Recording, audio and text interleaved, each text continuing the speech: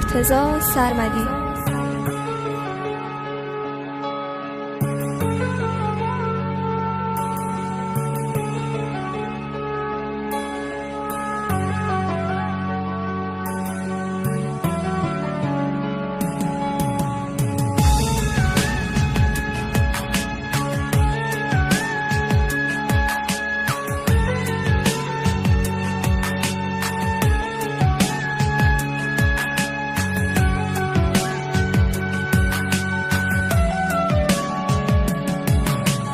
بهترین بهونه من ای چراغ خونه من، گفتن اسم قشنگت شعر عاشقونه من شدم مجنون چشمات، تو شدی دیوونه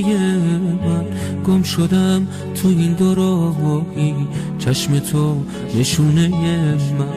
من واسط ترانه میشم، تو منو بخون دوباره، آسمونه شب تاره پرش از ماه و ستاره.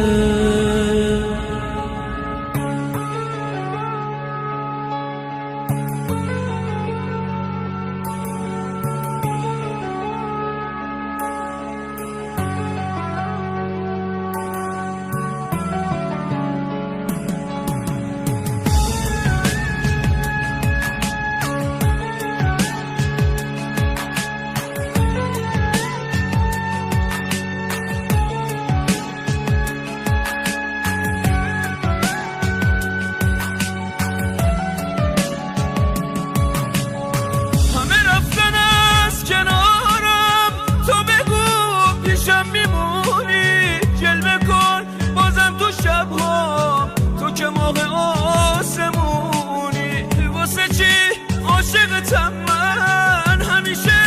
واسم سواله، تو تمام زندگیمی،